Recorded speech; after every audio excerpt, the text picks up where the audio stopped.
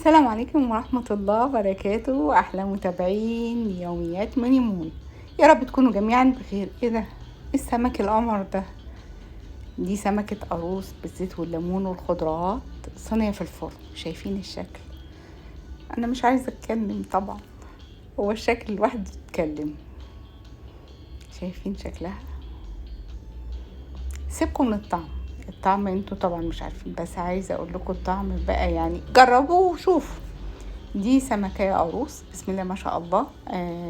انا من عشاق السمك يعني، فدايما اي نوع من سمك داخله معاكم فيه. فسمكية قاروص كبيرة تقريبا كيلو و400 جرام، وشوية بقى خضروات. بصل تبلته بالملح والفلفل وحاجات، ملح بس الاول. ده اللي احنا شايفينه ده مش زنجبيل زي ما انتوا فاكرين فريش، ده الكركم الفريش. دلوقتي احنا بندور على حاجات مفيدة، كمون وكزبرة والفلفل الاسود، 3 4 ليمونات، روزماري. ويا سلام لو كان طازة، بس انا ما كانش عندي طازة. بطاطس بقى وطماطم وفلفل وليمون. الليمون انا قطعته شرايح، بس انا مقشراه قبل ما اقطعه الشرايح دي، وشلت حتى البذر منه عشان ما نحسش باي مرارة في التتبيلة. كانت سهلة وحلوة السمكة دي، يعني مش عايزة وقفة كتير. احنا هندور سلسلة الاكلات المريحة الجميلة اللي هي هنزلها لكم بقى ان شاء الله. شايفين عصير الليمون على الثوم والكزبرة والكمون والكلام ده، وحاطة فلفل اسود عشان يشغل الكركم الفريش ده، علشان ناخد فايدته في ان احنا مضاد للالتهابات اللي في الجسم كله. وده الروزماري هحط عليه زيت برضو عشان التتبيله، وهضيف برضو عليه ليمون. يبقى كده كل حاجه قدامكم، اي حاجه عايزين تحطوها حطوها طبعا. جزر، فلفل الوان، بطاطس. بصوا كل حاجه عايزين تحطوها. كزبره خضراء، ما كانش عندي كزبره خضراء. الروزماري برضو لو فريش كان بقى جميل قوي، بس برضو ده ادى طعم حلو قوي. الريحه طبعا مش عايزه اتكلم، الطعم والريحه دي لما تجربوا بنفسكم. شايفين الجمال؟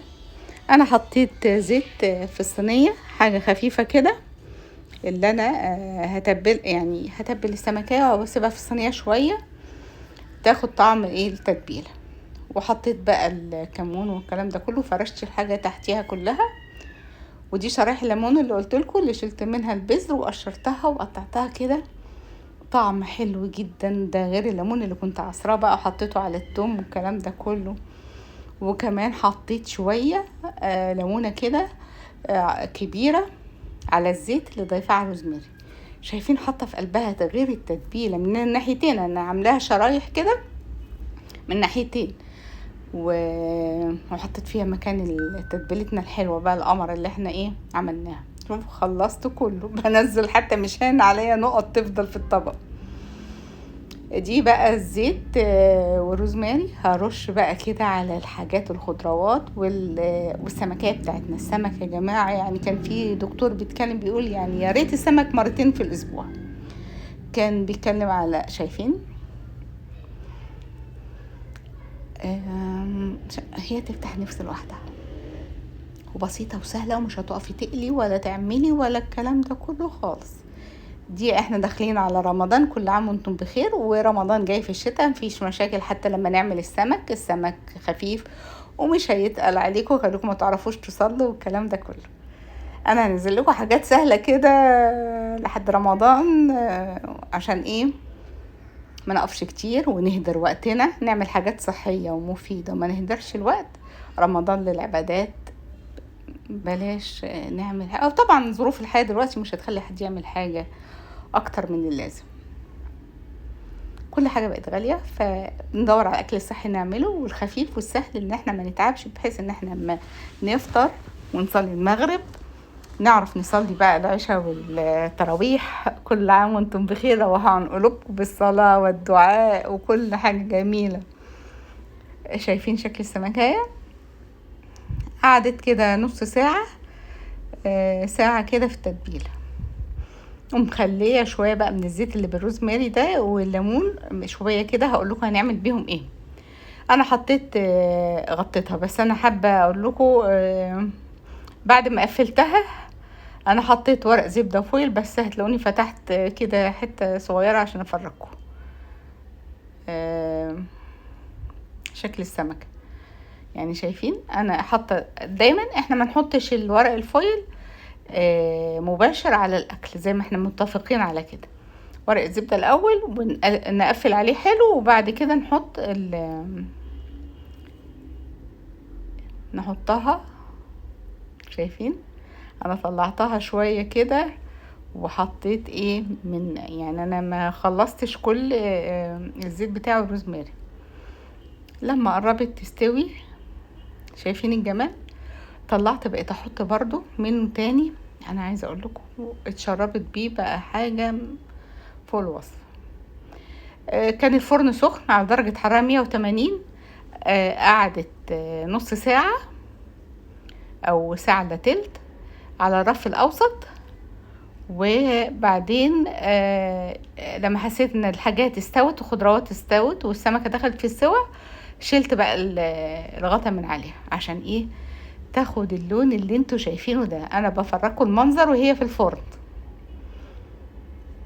اكله سهله صحيه مفيده، مش عارفه اقول ايه عليها. انا السمك بالنسبه لي حاجه جميله جدا. بسم الله ما شاء الله. ده شكلها بقى بعد ما خلصت وطلعت من الفرن. ايه رايكم في الجمال؟ هي بصراحه السمكه كانت تستاهل يعني تحط عليها كمان تحتها حاجات اكتر من كده. ان احنا ما كناش ملاحقين من طعم الحاجه، اتشربت بطعم الزيت والليمون والتوابل اللي احنا حاطينها. احنا حاطين روزماري وفلفل وكركم وبايه تاني وكمون وكزبره، ويعني بص تشكيله حلوه. حط بقى سلطه، جرجير، رز، حاجات بقى اعملي ما بدل جنبها. بس دي الاساس بقى بتاعنا. تعملي جنبيها اي حاجه، رز معاها. ومثلا عايزه تاكلي الخضار ده تاكليه تسخني بقى عيش في الفرن كده محمص وتاكليه بيه. انا مش عايزه اقول لكم، مش عايزه اقول كزبره خضراء او بقدونس ترشوها كده عليها زي ما انا بعمل لكم، وبألف هنا وشفا عليكم. شفتوا ابسط من كده؟ يعني وانا يعني بتاع السمك اهو، بس نضفها وغسل، يعني نضفها، بس انا غسلتها حلو وعملتها الشرايح دي عشان تاخد التتبيله. وده المنظر بتاعها. مفيش اجمل من كده. سمكتنا اللي عملناها في الفرن، القاروص، صينيه القاروص بالزيت والليمون. اعملوها وجربوها وقولوا لي طعمها طلع معاكم ايه. وحابين نعمل وصفات ايه تاني سوا، وصفات سريعه وسهله علشان رمضان. كل عام وانتم طيبين، ربنا يبلغنا رمضان وانتوا واحنا وكل حبايبنا بخير يا رب. دايما نتجمع على خير. دمتم بخير دايما انتوا كل حبايبكم، وبألف هنا وشفا عليكم. كل أكلة حلوة هتعملوها لحبايبكم وهتطلع أحلى من كده بكتير. مع السلامة.